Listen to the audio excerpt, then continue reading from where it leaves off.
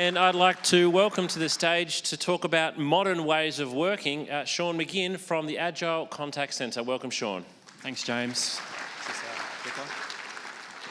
G'day, everyone. As James said, I'm Sean McGinn, the Director of the Agile Contact Centre, and I am very excited to be with you all here today to talk about modern ways of working.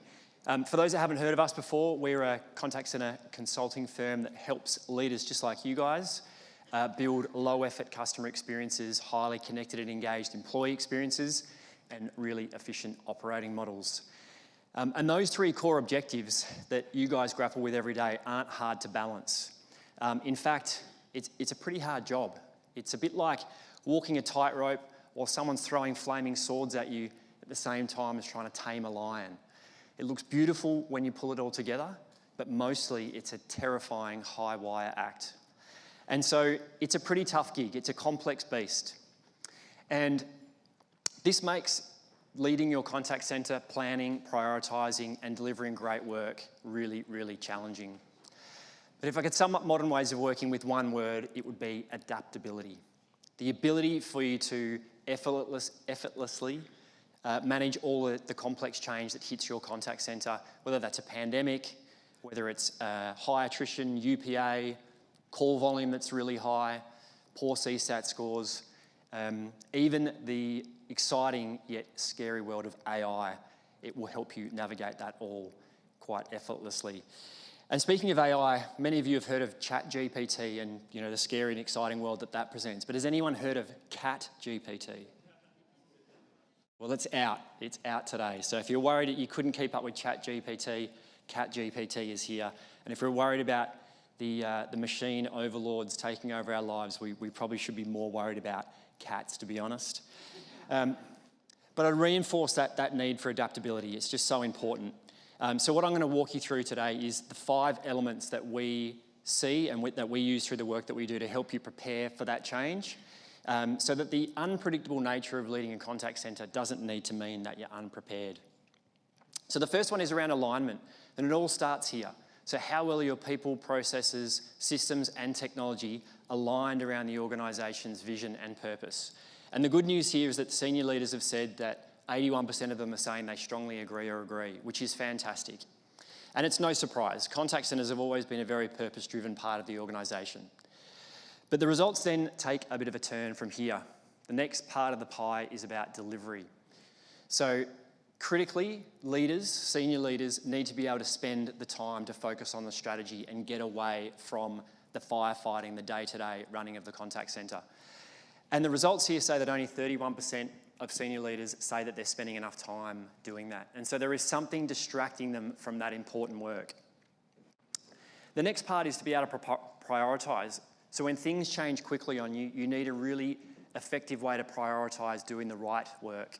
And we need to acknowledge that there are always more hours in the day, more work than there are hours in the day. Be nice if that was the case.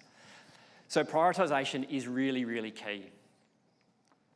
The next one is around capability. So with all of this complexity and all of this change that we're trying to navigate, how effectively can we embed that change? And again, the results are lower than we would like to see, with only 40% of leaders agreeing that we can deliver and embed change effectively. And one of the main reasons we see for that is a lack of collaboration. So the silos that build up around organisations, the competing priorities, the different agendas, the different measurements that different teams have, creates a lot of barriers to teams to be able to collaborate effectively. And 1 in 2 leaders are saying they're facing this challenge, which is far too high. The next one is around rhythms. We've talked a lot today, or there's a couple of people who have spoken about transparency and who should be able to see what. And this is a really important one. A really important part of managing complexity is to increase the awareness that everybody has about what is going on. More heads are better than one. And so giving people the awareness and transparency about what's going on is key to being able to get good feedback about how to improve the system at large. And we see here that only 4 out of 10 leaders are spending time each day intentionally to sit down and discuss the really important metrics and get feedback on how to improve. And then the next part is around the objectives. And this one's really important because when things go wrong, you don't want people to be sitting and waiting to be told what to do next. if they're really well aligned to the objectives of your contact centre, then they're much more likely to be able to make decisions on their own and adapt and respond to customers' needs. And then the last part of the pie is review. And again, this is about increasing the awareness across your contact centre and intentionally stopping, reviewing and reflecting on what is working and what's not. And here we see only 40% of leaders agreeing that they're able to do this, carving out that time to be able to do it. And so this is key, being able to understand what's happening within the system at large to be able to then make plans on how to improve it is really important, so you can respond rather than needing to react. This isn't technically part of the 5 parts of the pie of adaptability, but I do want to talk about failure demand because this has come up a lot already today. People are asking why call volume keeps going up with all of this technology that we're now using to try and remove calls, and the main reason is failure demand. So quick show of hands, who's heard of this concept before? A few. Not as many as I would like, so I've got a bit of work to do. But failure demand is any time we fail to do something or fail to do something right for a customer. So the best call into a contact centre is one that is never made. Of course, we know calls are going to come in, and of course we want to make them as simple and effortless as possible. But we ought to be prioritising time to find out why they need to call in the first place. And that's what failure demand is all about. Last year, 35% was the number that contact centre leaders said. 35% of all interactions coming into the contact centre were caused by some sort of failure. This year it's gone down ever so slightly to 31%, but I don't think that's a material enough change. And in fact, I think this number is actually underreported. In the work that we do, we see it around 45 to 50%, and in some contact centres, way higher than that. So what I challenge you all to do is, tomorrow when you go back to your contact centre, start thinking about the myriad of challenges that you're facing, whether it's unplanned absence, whether it's attrition, whether it's struggling to forecast accurately. All of the problems that you face in the contact centre, many of them can be attributed to failure demand. Just imagine what you could do if you could reduce that 31% even by half. Imagine if you could take 15% of the calls out of your contact centre. What would that do to the capacity? What would it do to the feeling of your staff to be able to manage the complexity of those calls? Reduce those really tough calls where customers are calling in and complaining. The distraction this creates for team leaders who are having to take escalations and put out fires of all the various customer issues that occur. So I really encourage you to educate yourself on what failure demand is and start to tell the story to your executives about what the root cause of calls coming in is, not simply just the outcome of calls. And so these are the 12 keys to modern ways of working with those 5 parts of the pie that I talked about. And then the toppings over the top are the ways that you can start to influence and build adaptability within your contact centre. Quick case study from a team at UniSuper who did just that. Some amazing results here. They were already starting off a pretty high base, but they got some great results around engagement, values alignment, leadership, and involvement, being involved more in the day-to-day running of the contact centre, and it's showed some fantastic results in employee engagement. So to summarise, there are three things that we'd like you to take away. So one is that the complexity of change is not going away, and so it's so important to build adaptive practices and mindsets into the way that you think about your customer experiences, your employee experiences, and the way you build your operating models. And then lastly, identify and eliminate failure demand. If you take one thing away from this today, it would be that. So thank you. Thank you, Sean. Is ChatGPT just like a bit of a spoof, or what is it? I think it is. It's a pretty clever marketing ploy from the Humane Society, so I think they're trying to get some donations. Very good. We'll all check it out. Nellie asks, when managing change, how important is it to include those on the front line early?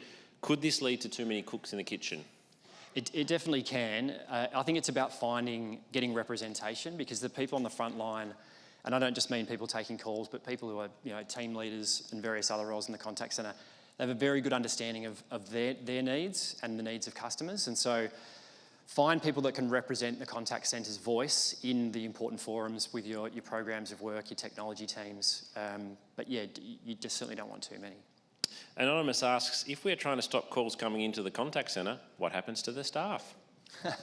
You'll never get rid of failure demand. So if you're in an organisation that's growing, which most organisations are, or even if they're not, You will always have failure demand. So if you get rid of all of it, your organisation probably won't exist anymore. So I don't think we're in any danger of that. But what we should task ourselves with is trying to make the lives of our customers easier. And by doing that, we'll make the lives of the people in the contact centre easier as well. So it's a bit hard across the whole industry, but how should we work out what an appropriate level of failure there should be? Look, I don't think there is a level across the industry. I mean, we saw the number there, which is just an average, but I think it's more important to understand what's driving it within your contact centre. What is your number? And then identify your opportunities to try and reduce it and set yourself a target to try and improve on there constantly. So a question that's come through on that is, of up to 50% of failure demand, how much is driven by the contact centre and driven by up or downstream impacts? That's a really good question. So in the work we do, very little of it is created by the contact centre. So of course there's human error which might create a customer to call back, but the majority of it is driven by things outside of the contact centre. So new products, new services, technology, instability, all those kind of things that sit within that system of work, they're the main drivers. So you mentioned, Sean, 43% of contact centres aren't providing visibility of those most important metrics or objectives. Why isn't this being done, and how easily can it be achieved for those who aren't doing it but should? I think it can be easily achieved. I think as long as your people understand the information that they're seeing, which is a pretty easy task, it's not rocket science, then I think you can make it available to them. But I think there's a hesitancy to do it for two reasons. One, do the people in the contact centre have the time to actually look at it? And in a lot of contact centres, that's a challenge. Again, failure demand can help you solve for some of that. And I think with leaders as well, some of us think we need to have all the answers. And so, it's a different proposition to then go out and seek advice and input from others, and sometimes that can be a bit of a scary prospect. Yeah. And final question, how do we do our best to avoid change fatigue? Just do it right. I think people can absorb a lot of change if it's done Simple. well. Very simple, yeah. Just do it right. But obviously, it's not as easy as that. But it is about being very intentional, making sure that you get your people to have input at the very beginning. You're more likely to design change appropriately. But I've always thought people can absorb a lot of change. We're very, very resilient, but we just don't like it when it doesn't go well. That's where it starts to create problems. Great.